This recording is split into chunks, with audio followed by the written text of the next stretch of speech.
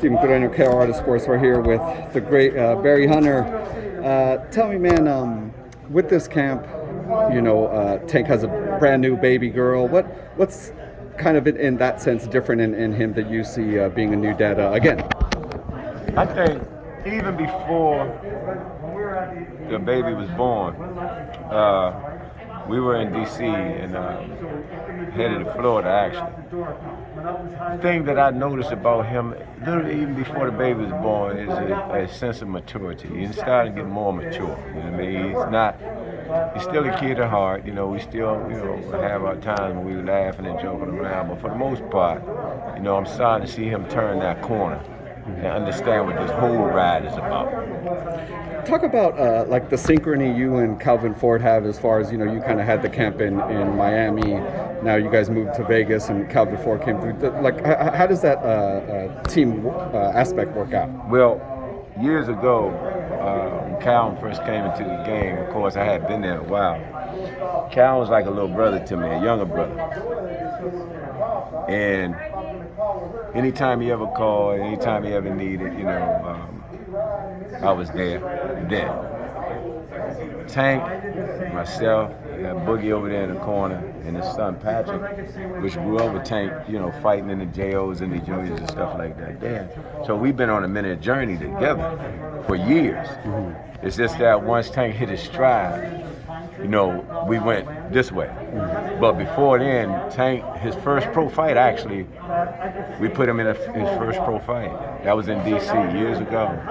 And the first several pro fights, we were still there. You know what I mean? Like I said, once he hit his stride, they went one direction, we went another direction. But he called recently for this particular fight. And he said he was on his way back down to the city. And like I said, it wasn't no strange thing. Tank stayed in that gym. Times when he was fighting, if he were in town, he'd come past, he'd train, hang out a little bit, and that was it. But we got deep history. I mean, this ain't just started with me, him, Cal, and Boogie. It's been forever. With Esau CRUZ replacing Rolly, it's a different style, a very aggressive, come forward style. With Tank's kind of similar aggressive, like wanting the KO, are you, as a trainer, maybe a little more excited of the fireworks that this can represent, and the guys kind of coming forward, as opposed to maybe Rolly's style of kind of being a little more awkward? Well, I definitely think, because of the styles, it could be a very, very fan-friendly fight. Both guys are aggressive,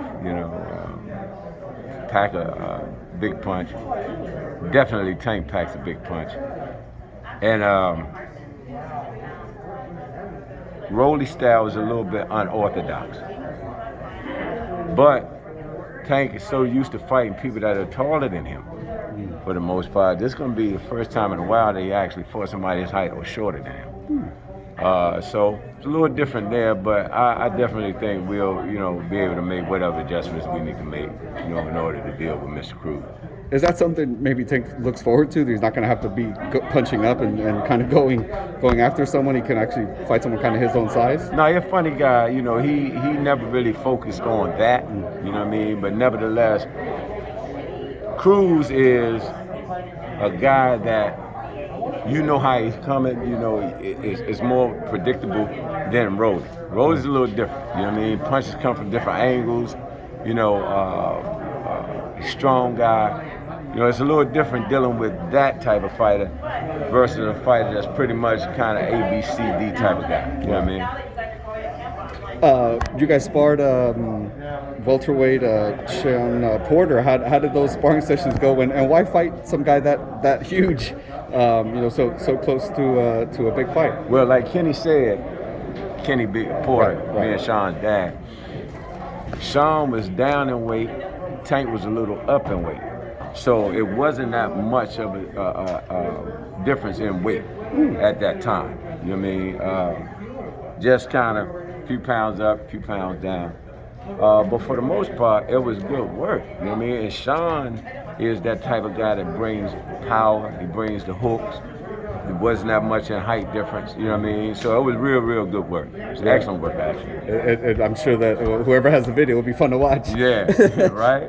Last one, man. Canelo moving up to cruiserweight. Just what are your thoughts on that, and just where where his place is in history as a 168 first undisputed? I'm pretty much a fan of Canelo's. Dude is outstanding. After that loss against Floyd, man, he just kept ascending. He must know something about his opponent. He must know something about going up to 54, that he can handle that at 54. And he's a smart guy. He's not a dumb fighter. And so I think that his move up to 54, is a good move. You know what I mean? I definitely would love to see him fight Benavidez. I definitely would love to see him fight Charlo. You know what I mean? And do his thing. And maybe one day, as a fan, we'll get a chance to see them fight. But nevertheless, I have no problem with it. Are those the biggest challenges you see for Canelo, those two guys, Charlo and Benavidez? I definitely think it's going to be a little different challenge for him. But nevertheless, hard to bet against that dude. He can fight. And but those other guys are definitely up for that task, and they can roll as well. So it'll be good. As a fan, I would love to see it. I want to get your take also on Crawford versus Porter. Was a tremendous fight. Crawford got the KO, only guy to ever KO, and retired SHAWN Porter. What do you think about his performance? Well, I thought it was a heated fight. I thought it was a very good fight. I thought that fight was still in the balance. You know what I mean? But his father was, had a unique perspective. He's the manager, he's the trainer, and he's the father, which supersede the rest of those titles.